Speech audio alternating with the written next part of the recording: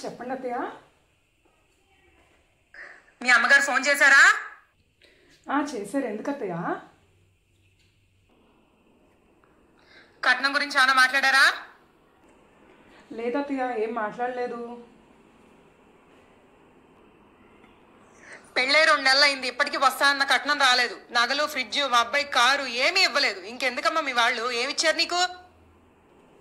అత్తయ్య ఎందుకు అరుస్తున్నావు? మరి మా వాళ్ళని ఎందుకు అత్తయ్య అంటున్నారు?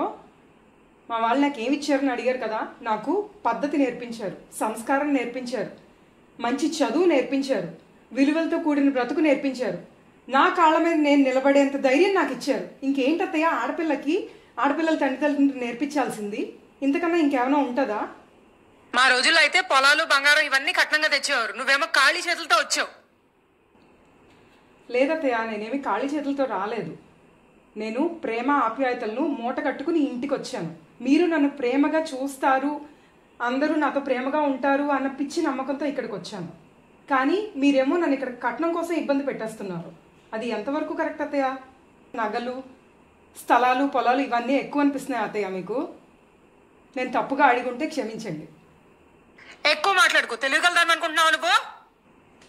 లేదత్తయ్య, నేనేమి తెలియగలదాన్ని అనుకోవట్లేదు. నేను ప్రేమలు, బంధాలు, ఆప్యాయతలు కావాలి అనుకుని నేను ఇంటికి వచ్చాను. మీరు ఒక మాట చెప్పండి అత్తయ్య, మీ అత్తయ్య గారు కూడా మిమ్మల్ని ఇలాగే ఇబ్బంది పెట్టారా? ఇలాగే బాధ పెట్టారా మిమ్మల్ని కట్నం కోసం? మీరు మావయ్య గారిని ప్రేమతో పెళ్లి చేసుకోలేదా? అవి ఉంటేనే మావయ్య గారిని మీరు ప్రేమించారా? మావయ్య గారు కూడా మీరు అవి తీసుకొచ్చారనే మిమ్మల్ని ప్రేమించారా? ఒకటి ఆలోచించండి అత్తయ్య. అవును, కానీ రోజులు మారాయి. అవునత్తయ్య, రోజులు మారాయి. రోజులతో పాటే మనం కూడా మారాలి. కోడల్ని కట్నం కోసం హింసించే అత్తగారులు కూడా మారాలి. దానికి మనమే నాంది పలుకుతాం అత్త కోడళ్ళుగా.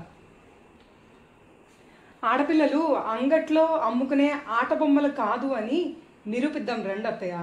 నువ్వే కరెక్ట్ అమ్మా కోడలి పిల్ల. ఇక్కడతో దీన్ని ఆపేద్దాం. ఇంకెప్పుడు నేను కట్నం గురించి ఇబ్బంది పెట్టను. నేను మారిపోయాను. మనం ఇక్కడి నుంచి ఎదుటి వాళ్ళకి ఆదర్శంగా నిలుద్దాం. వెళ్ళి టీ పట్టుకురా, ఇద్దరం కలిసి కూర్చొని తాగుదాం.